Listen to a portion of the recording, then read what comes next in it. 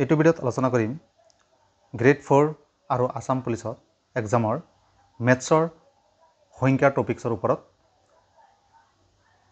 আপোনালোকে এনেকুৱা ভিডিঅ' পাই থাকিবলৈ হ'লে মোৰ চেনেলটো ছাবস্ক্ৰাইব কৰি থ'ব। তো বলক ভিডিঅ'টো আৰম্ভ কৰোঁ। তো সংখ্যাৰ ওপৰত কি আলোচনা কৰিম? অংক, স্বাভাৱিক সংখ্যা, পূৰ্ণ সংখ্যা, মৌলিক সংখ্যা, যৌগিক সংখ্যা, যুগ্ম সংখ্যা, অযুগ্ম সংখ্যা, সহমৌলিক সংখ্যা, যমজ মৌলিক সংখ্যা, ত্ৰিভুজ সংখ্যা, নিখুঁত সংখ্যা, পৰিমেয় সংখ্যা আৰু অপৰিমেয় সংখ্যা। গতিকে ভিডিঅ'টো আপোনালোকে ফাৰ্ষ্ট টু লাষ্ট চাব। একদম সংখ্যাৰ বিষয়ে মই ধুনীয়াকৈ আলোচনা কৰিম। ফাৰ্ষ্টত আমি আলোচনা কৰিম টপিক্সটো হ'ল অংক। এতিয়া চাওক, অংক ক'ৰ পৰা আৰম্ভ হয়? শূন্যৰ পৰা। 0, 1, 2, 3, 4, 5, 6, 7, 8, 9। অৰ্থাৎ যদি কুৱেশ্যন আহি যায় মুঠ অংক কেইটা, তেতিয়া আমি ক'ম 10টা। যদি কয় এটা সংখ্যা থকা অংক কেইটা, তেতিয়া আমি ক'ম 9টা। এটা সংখ্যা থকা অংক হৈছে 9টা। 1, 2, 3, 4, 5, 6, 7, 8, 9। এইকেইটা হৈছে এটা অংক থকা সংখ্যা। তাৰপিছত এইটো হ'ল আমাৰ অংকৰ বিষয়ে আলোচনা হৈ গ'ল। এতিয়া ধৰক অংকৰ পৰা কেনেকৈ কুৱেশ্যন আহিব পাৰে। ধৰক এনেকুৱা এটা সংখ্যা দিছে 2, 3, 5, 6, 7। ইয়াত কেইটা অংক আছে? তেতিয়া আমি ক'ম ইয়াত অংক আছে 5টা অংক আছে। ধৰক এনেকৈ সুধিছে 1, 2, 4। ইয়াত কেইটা অংক আছে? 3টা অংক আছে। এই সংখ্যাটোত 3টা অংক আছে। এনেকুৱা কুৱেশ্যন আহি যাব পাৰে। এতিয়া ইয়াৰ পৰা দুটা আমি কুৱেশ্যন আলোচনা কৰিম।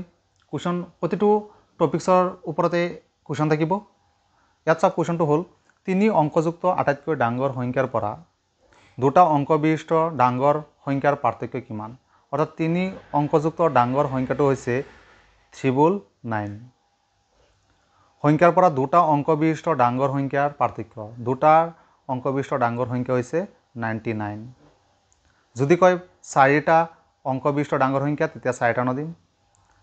এতিয়া এইটো আমি পাৰ্থক্য ওলাম, কিমান হ'ব? 9ৰ পৰা 9 গ'ল 0, 0, 9, অৰ্থাৎ 900 right answer, option number B.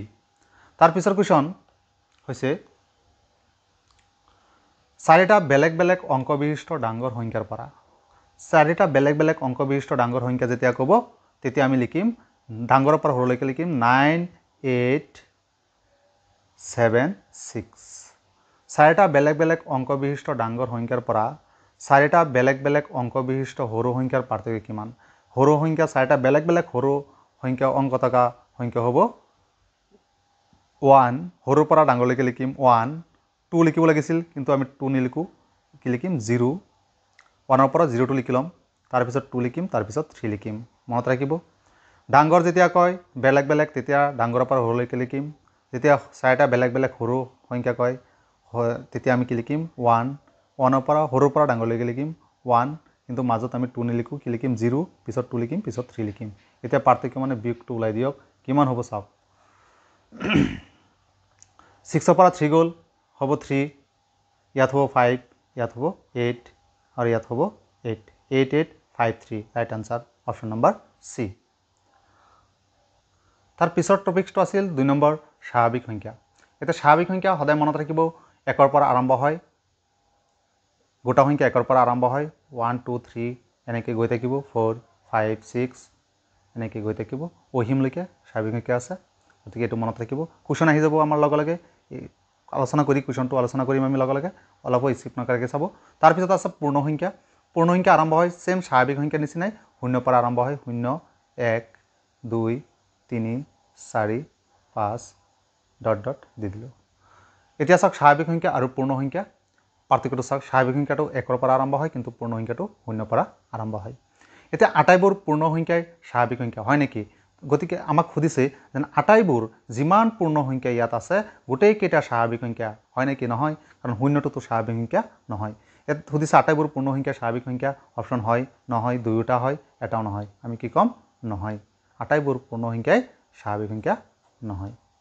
তাৰপিছৰ টপিক্সটো হৈছে মৌলিক সংখ্যা। মৌলিক সংখ্যা কোনকেইটা? যিকেইটা সংখ্যাৰ উৎপাদক 1 আৰু নিজে, অৰ্থাৎ বেলেগ সংখ্যা দি হৰণ নাযায়, তেনে সংখ্যাক মৌলিক সংখ্যা বুলি কোৱা হয়। আটাইতকৈ সৰু মৌলিক সংখ্যা যদি সোধে, তেতিয়া 2, অৰ্থাৎ 2 হৈছে আটাইতকৈ সৰু মৌলিক সংখ্যা, কাৰণ 2ৰ উৎপাদক কি কি আছে? 2ক অনলি 1ৰে হৰণ যায়, আৰু নিজে নিজক হৰণ যায়।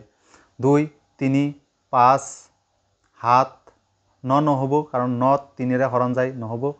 11, 13, 17, 19 এইকেইটা হৈছে মৌলিক সংখ্যা এতিয়া মৌলিক সংখ্যাৰ বিষয়ে আলোচনা কৰিছোঁ ইয়াত কোৱেশ্যন আহিলে কেনেকৈ আহিব পাৰে যেন আটাইতকৈ সৰু মৌলিক সংখ্যাটো কিমান তেতিয়া আমি ক'ম 2 হৈছে আটাইতকৈ সৰু মৌলিক সংখ্যা তাৰপিছত আহি গৈছে যৌগিক সংখ্যাটো আপোনাৰ কেনেকৈ আমি বিচাৰি ওলাম যিবিলাক সংখ্যাৰ উৎপাদক দুটাতকৈ বেছি তেনে সংখ্যাক যৌগিক সংখ্যা বোলে গতিকে চাওক 2 হৈছে মৌলিক সংখ্যা গতিকে আমি 3 হৈছে মৌলিক সংখ্যা গতিকে কি হ'ব আটাইতকৈ সৰু যৌগিক সংখ্যাটো কি হ'ব 4 হ'ব 4 6 8 9 10 12 এনেকৈ গৈ থাকিব কাৰণ এইকেইটাৰ উৎপাদক দুটাতকৈ বেছি যেনেকৈ 4 কেনেকৈ দুটাতকৈ বেছি চাওক 4ক যদি আমি হৰণ কৰোঁ 2ৰে হৰণ যায় এনেতো 1 আৰু 4 আছেই আৰু 2ৰে হৰণ যায় গতিকে কেইটা হৈ গ'ল দুটাতকৈ বেছি হৈ গ'ল সেম 6 আৰু এনেকুৱা হয় দুটাতকৈ বেছি হৈ গ'ল এতিয়া কোৱেশ্যনটো ইয়াতো সুধিব পাৰে আটাইতকৈ সৰু যৌগিক সংখ্যাটো কিমান তেতিয়া আমি ক'ম 4 হৈছে আটাইতকৈ সৰু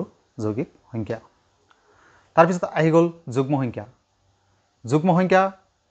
যুগ্ম মানে যিবিলাক সংখ্যা জোৰ অৰ্থাৎ 2ৰে হৰণ যায় 2 4 6 8 10 এইকেইটা হৈছে যুগ্ম সংখ্যা তাৰপিছত আছে অযুগ্ম সংখ্যা কোনকেইটা যিকেইটা 2ৰে হৰণ নাযায় যেনে 1 3 5 7 9 11 13 এইকেইটা 2ৰে হৰণ নাযায় এতিয়া চাওক এই চাৰিটা টপিকছ আলোচনা কৰিছোঁ মৌলিক সংখ্যা যৌগিক সংখ্যা যুগ্ম সংখ্যা আৰু অযুগ্ম সংখ্যা ইয়াৰ পৰা যিকোনো এটা কুৱেশ্যন আহি যাব পাৰে কেনেকৈ আহিব পাৰে যেন এনেকুৱা এটা সংখ্যাকক যিটো সংখ্যা মৌলিক হয় আৰু যুগ্ম হয় তেতিয়া আমি কি ক'ম মৌলিক হয় আৰু যুগ্ম হয় এনেকুৱা সংখ্যাটো হৈছে 2 চাওক মৌলিক সংখ্যা আকৌ 2 যুগ্ম সংখ্যা তাৰপিছত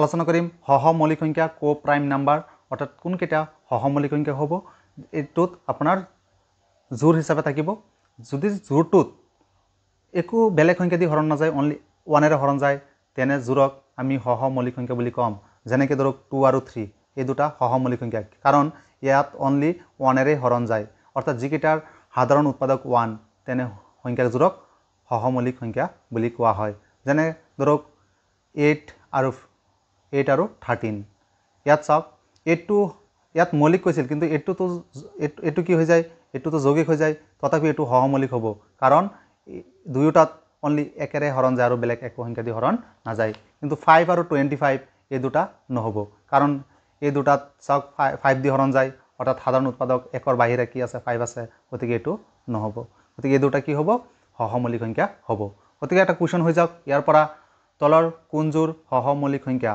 এতিয়া চাওক এইটোত 2টাত 5 দি হৰণ যায় এইটো নহ'ব 8 আৰু 12 এইটোত 2 দি হৰণ যায় 4 দি হৰণ যায় এইটো নহ'ব 9 আৰু 27 আছে অৰ্থাৎ 9 দি হৰণ যায় 3 দি হৰণ যায় দুয়োটাত এইটো নহ'ব গতিকে কি হ'ব 12 আৰু 25 ইয়াত চাওক অনলি 1ৰে হৰণ যায় গতিকে এইটো হ'ব সহমৌলিক সংখ্যা কো প্ৰাইম নাম্বাৰ তাৰপিছত টপিকছটো হ'ল যমজ মৌলিক সংখ্যা কোনকেইটা অৰ্থাৎ যিকেইটা মৌলিক সংখ্যাৰ মাজৰ পাৰ্থক্য 2 যিকেইটা মৌলিক সংখ্যাৰ ওচৰা ওচৰি মৌলিক সংখ্যাৰ মাজৰ পাৰ্থক্য 2 তেনে সংখ্যাক যমজ সংখ্যা বুলি কোৱা হয় যেনেকৈ ধৰক 2 আৰু 3 এই দুটাৰ পাৰ্থক্য কিমান অৰ্থাৎ বিগ কৰিলে কিমান হ'ব 1 হ'ব গতিকে এইটো নহ'ব আকৌ এই দুটাৰ পাৰ্থক্য কিমান হ'ব 2 হ'ব এইটো হ'ব আকৌ 7ৰ পৰা 11 আহিছে ইয়াত কিমান বাঢ়ি গ'ল 4 এইটো নহ'ব ইয়াত চাওক 11ৰ পৰা 13 আহিছে কিমান বাঢ়িছে 2 বাঢ়িছে এইটো হ'ব গতিকে য'ত পাৰ্থক্য অৰ্থাৎ দুটা মৌলিক সংখ্যাৰ মাজৰ পাৰ্থক্য যদি 2 হয় তেন্তে তাক যমজ মৌলিক সংখ্যা বুলি কোৱা হয় গতিকে ইয়াত এটা কুৱেশ্যন আছে চাওক তলৰ কোনযোৰ যমজ মৌলিক সংখ্যা গতিকে 2 3 ইয়াৰ পাৰ্থক্য কিমান ইয়াৰ 1 এইটো নহ'ব 2 হ'ব লাগিব 7 আৰু 9 এইটো নহ'ব কিয় নহ'ব হয় পাৰ্থক্য 2 হয় কিন্তু নহ'ব কাৰণ 7টো মৌলিক হয় কিন্তু 9টো কি হয় যৌগিক হয় গতিকে এইটো কেঞ্চেল হৈ গ'ল তাৰপিছত 5 আৰু 7 দুয়োটা মৌলিক হয় ইয়াত চাওঁ ইয়াত যদি পাৰ্থক্য 2 হয় হৈ যাব 5ৰ পৰা 7 আহিছে 2 পাৰ্থক্য গতিকে এইটো হ'ব যমজ মৌলিক সংখ্যা তাৰপিছত আছে ত্ৰিভুজ সংখ্যা কোনকেইটা 1 3 6 10 অৰ্থাৎ যিকেইটা সংখ্যা দি আমি ত্ৰিভুজ বনাব পাৰোঁ চাওক ইয়াত ত্ৰিভুজৰ নিচিনা হৈছে এইকেইটা ত্ৰিভুজ সংখ্যা ফাৰ্ষ্টৰ 1ৰ পৰা কিমানত আহিছে 3 আহিছে কিমান বাঢ়িছে 2 বাঢ়িছে 3 পৰা 6 গৈছে 3 বাঢ়িছে 6ৰ পৰা 10 আহিছে 4 বাঢ়িছে তাৰপিছতে কি বাঢ়িব 5 বাঢ়িব তাৰপিছতে কি বাঢ়িব 6 বাঢ়িব এনেকৈ 10ৰ পৰা 5 বাঢ়াই দিয়ক কিমান হ'ব 15 হ'ব 15ৰ লগত 6 যোগ কৰি কিমান হ'ব 21 হ'ব এনেকৈ আমি কি ওলাম অৰ্থাৎ এনেকৈ আমি ত্ৰিভুজ সংখ্যা ওলাব পাৰিম নিশ্চয় ত্ৰিভুজ সংখ্যা চিনি পাইছে কেনেকৈ ওলাব লাগে ফাৰ্ষ্টৰটো 2 বাঢ়িব 1ৰ পৰা 1ৰ লগত 2 যোগ কৰিছে পিছত 3ৰ লগত 3 যোগ কৰিলে 6 6ৰ লগত 4 যোগ কৰিলে 10 10ৰ লগত 5 যোগ কৰিলে 15 15ৰ লগত 6 যোগ কৰিলে 21 এইকেইটা হৈছে ত্ৰিভুজ সংখ্যা এতিয়া কি যোগ কৰিব 7 যোগ কৰিব তাৰ পিছতো 8 যোগ কৰিব এনেকৈ এতিয়া কুৱেশ্যন আছে ইয়াত যেন 10 আৰু 15ৰ পিছৰ ত্ৰিভুজ সংখ্যাটো কিমান 10 আৰু 15ৰ পিছৰ অৰ্থাৎ 10 আৰু 15ৰ পিছৰ ত্ৰিভুজ সংখ্যাটো আমি ইয়াত চাই আছোঁ 21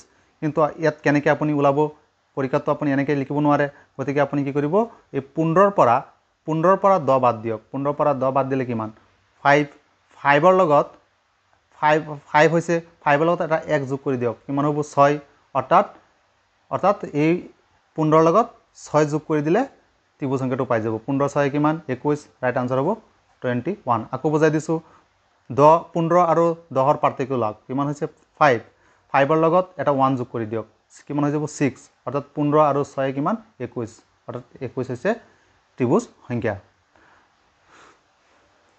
এতিয়া কৈছে চাওক তলৰ কোনটো 20তম ত্ৰিভুজ সংখ্যা অৰ্থাৎ 20 নম্বৰ ত্ৰিভুজ সংখ্যা আমি কেনেকৈ ওলাম এতিয়া আমি 1ৰ পৰা 20 লৈকে যোগ কৰিব লাগিব এটো সহজকৈ ফৰ্মুলা এটা আছে 20তম ত্ৰিভুজ সংখ্যাটো কিমান হ'ব অৰ্থাৎ এটো 20 লিখি পেলাই ইয়াত 21 দিব দি তলত 2 দি হৰণ কৰি দিয়ক 2 20ত 10 বাৰ 10 21 গুণ কিমান 210 অৰ্থাৎ ৰাইট আনসাৰ 210 এতিয়া আপুনি যদি কয় আপোনাক যেন 50তম ত্ৰিভুজ সংখ্যাটো কিমান তেতিয়া কি লিখিব 50 পূৰণ 150 ডিভাইড 2 2 দি 50ত 25 বাৰ 25 150 গুণ পূৰণ কৰি দিয়ক যেটো হ'ব হেতু 150তম ত্ৰিভুজ সংখ্যা ওলাই যাব নিশ্চয় বুজি পাইছে মোৰ চেনেলটো কিন্তু সাবস্ক্ৰাইব কৰি থব আৰু লাইক কৰিব যাতে মই ভিডিঅ'বোৰ দি থাকোঁ আৰু আপোনালোকে পাই থাকে তাৰ পিছত আহি গ'ল নিখুঁত সংখ্যা অৰ্থাৎ পাৰফেক্ট নাম্বাৰ অৰ্থাৎ নিখুঁত সংখ্যা কোনকেইটা যিকেইটা সংখ্যাৰ ধৰক উৎপাদক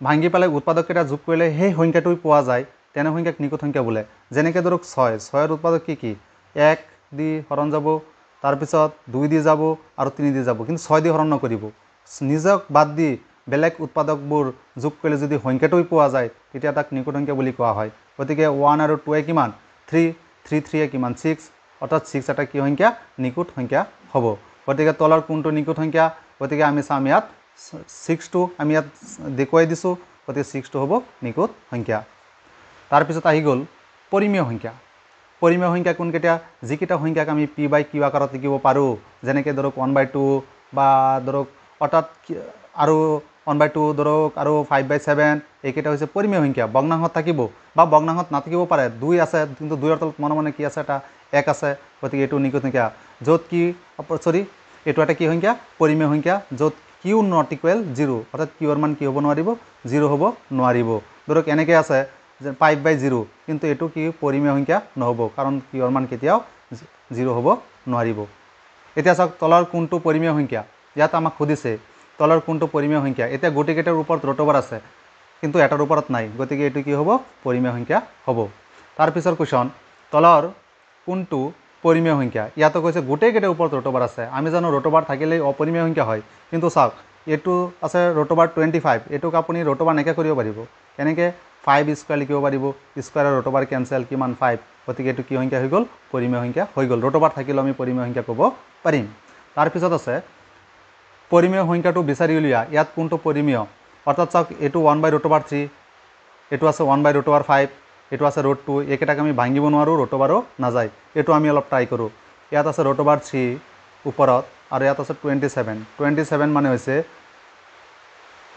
27ক যদি আমি হৰণ কৰোঁ 3 9 অৰ্থাৎ 9 মানে হৈছে 3 স্কোয়াৰ ইনটু আৰু এটা 3 আছে এতিয়া কি হৈ যাব ওপৰত √3 তলত স্কোয়াৰ আছে গতিকে 3টো ওলাই যাব √3 ইয়াত থাকি যাব এইটো কেনসেল কিমান হৈ গ'ল 1/3 গতিকে এইটো হ'ব পৰিমেয় সংখ্যা তাৰপিছত আছে অপশ্যন লাষ্ট অপৰিমেয় সংখ্যা তলৰ কোনটো অপৰিমেয় অৰ্থাৎ যাৰ ওপৰত ৰোটবাৰ থাকে সেইটো হ'ব অপৰিমেয় সংখ্যা গতিকে চাওক ইয়াত গোটেইকেইটাৰ ওপৰত ৰোটবাৰ আছে কিন্তু ইয়াতো আমি গোটেইকেইটা অপৰিমেয় বুলি ক'ব নোৱাৰিম কিন্তু এইটো 25 আছে মানে 5 স্কোয়াৰ মানে স্কোয়াৰ গুচি যাব ৰোটবাৰ গুচি যাব স্কোয়াৰৰ লগত 36 মানে 6 স্কোয়াৰ ৰোটবাৰ গুচি যাব 49 মানে 7 স্কোয়াৰ ৰোটবাৰ গুচি যাব কিন্তু এইটোৰ ওপৰত ৰোটবাৰ নাযায় গতিকে এইটো হ'ব অপৰিমেয় সংখ্যা গতিকে মই এনেকুৱা ভিডিঅ' দি থাকিম পৰৱৰ্তী টপিকছৰ ভিডিঅ' দি থাকিম এইটো মোৰ প্ৰথম খণ্ড আৰু দ্বিতীয় খণ্ড সংখ্যাৰ মই আৰু এটা দিম অনলি কুৱেশ্যন থাকিব তাত আপোনালোকে সহজ পাব মোৰ ভিডিঅ'টো যদি চাইছে গতিকে আপোনালোকে মোৰ চেনেলটো ছাবস্ক্ৰাইব কৰি থৈ দিব যাতে এনেকুৱা ভিডিঅ'বোৰ পাই থাকে। থেংক ইউ ভেৰি মাছ মোৰ ভিডিঅ'টো চোৱাৰ বাবে।